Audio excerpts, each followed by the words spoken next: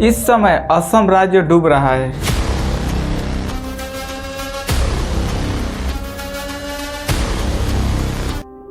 वहां पे अभी बहुत सारे लोग मर रहे हैं।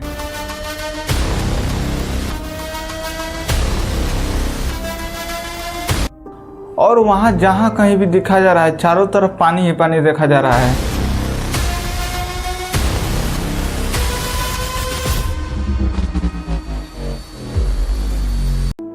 और तो घर वहां 1 मिनट में ही टूट जा रहे हैं।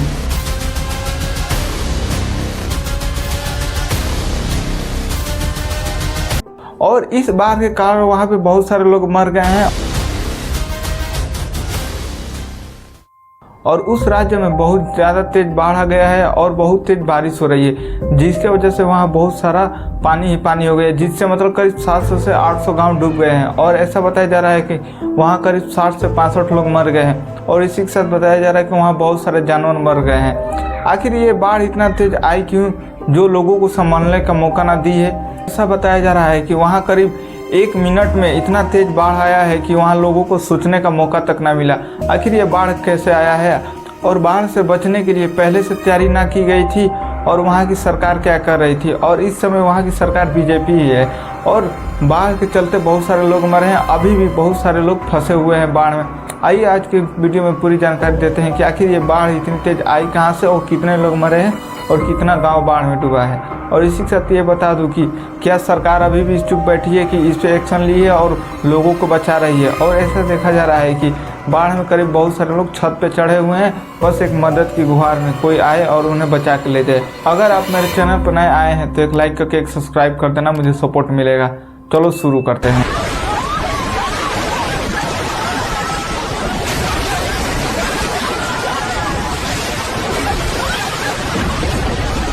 असम राज्य में ये बाढ़ पहली बार नहीं आई है, बल्कि ऐसा बाढ़ वहाँ हमेशा आता रहता है। और ये प्राकृतिक देन है, वहाँ हर साल बाढ़ आती है। और इसी के साथ वहाँ ही नहीं, मतलब उसके अगल बगल चारों तरफ जितना राज्य है वहाँ पे भी बाढ़ आती है। और ये बाढ़ वहाँ प्राकृतिक है, लेकिन इस समय जो बाढ़ आई है वो इतना तेज़ बाढ़ आई है कि जिसमें बहुत सारे गाँव को डुबा दी है और बहुत सारे लोगों की जान चली गई है। और इसी के साथ बता दूं कि उस समय जो बाढ़ आती थी, ऐसा बताया जा रहा है वहाँ 5-6 ऐसा गांव था वहाँ कभी बाढ़ नहीं पहुँच पा रहा था। वहाँ मतलब एक बार भी मतलब वहाँ तक पानी नहीं गया है।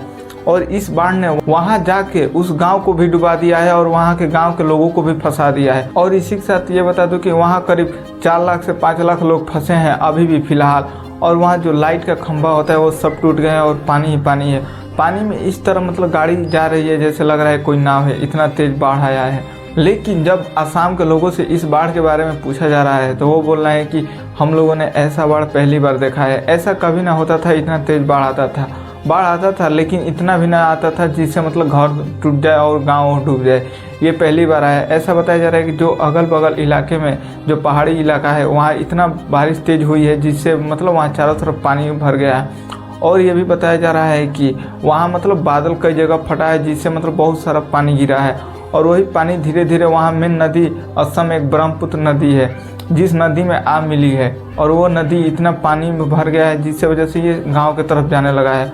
और जो पहाड़ी इलाकों से पानी आया था उस पानी में लकड़ी, धूल, ईंट, पत्थर मतलब कंकड़, बहुत सारे मिट्टी लेकर आई थी। और वही मिट्टी जो ब्रह्मपुत्र नदी में मिल गई है और वो मिट्टी तो नीचे बैठ गई है और जो ब्रह्मपुत्र में पानी है वो ऊपर हो गया है। और वो पानी इतना ज़्यादा हो गया है जिससे मतलब बहुत सारे गांव डूब गया है। और आप वीडियो में देख सकते हैं कि किस तरह ये मतलब घर को तोड़ रही है पानी, और इतना तेज आ रहा है कि जिसमें गांव सब डूब गया है। और इसी के साथ एक वीडियो वायरल हो रहा है जिसमें एक इंसान अपने बच्चों को लेकर एक गमला सा है कुछ, उसमें बैठा के गांव को पार कर रहा है, वो भी रोड की मदद से। और इतना पानी है जैसे लग रहा है कि वो डूब जाएगा। सोचो जब उसको इतना पानी महसूस हो रहा है जिसके गर्दन तक पानी चला जा रहा है, सोचो उन बच्चों को क्या होगा जो उसमें गिर जाएंगे।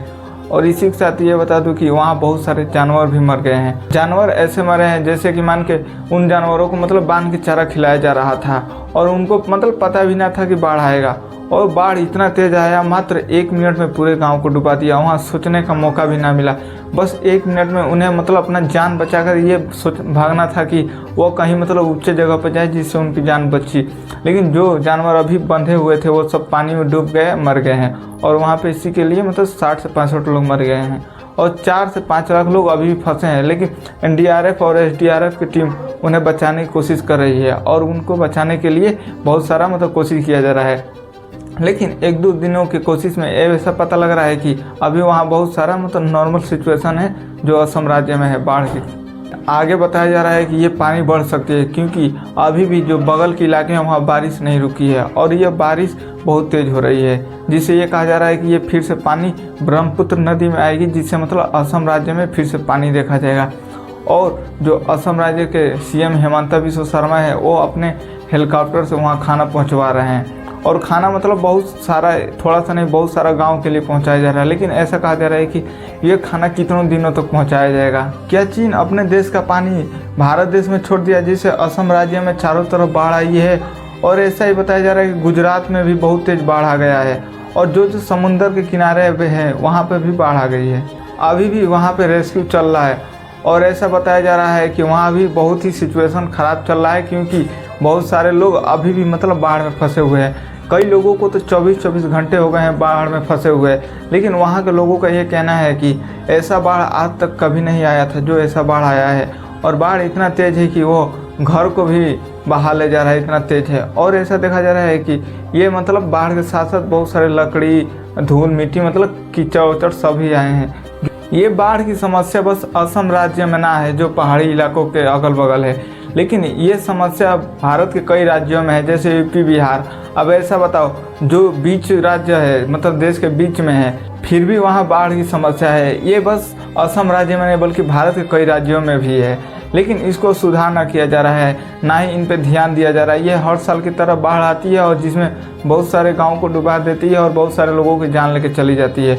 और ऐसा बताया जा रहा है यह प्राकृतिक है और इसको रोकने के लिए ना ही इसके पुल बनाया जाता है, ना ही इस पर विचार किया जाता है, बल्कि इसे एक प्राकृतिक सोच बता के छोड़ दिया जाता है क्योंकि ये एक प्राकृतिक देन है जो। और ब्रह्मपुत्र नदी तो नॉर्मल हुई है, वहाँ का पानी थोड़ा कम हुआ है, लेकिन ऐसा ना है जो असम राज्य के लोग हैं वो खुशी मनाए क्योंकि ये पानी फिर से बढ़ सकता है क्योंकि इनके अगल बगल जो इलाके हैं जैसे नागालैंड, वहाँ बहुत सारे तेज़ बारिश हो रहा है और जो पहाड़ी इलाका है बारिश की वजह से वो पिघल के गल रहे हैं और उनकी मिट्टी सब नदी में आके मिल रही है और वह उसी सभी की नदी जो ब्रह्मपुत्र नदी में आके मिल रही है, जिसकी वजह से इतना तेज बाढ़ आ रहा है। क्या इस बाढ़ को हमेशा के लिए रोका जा सकता है कि उसी तरह प्राकृतिक सोच समझ के छोड़ दिया जाएगा?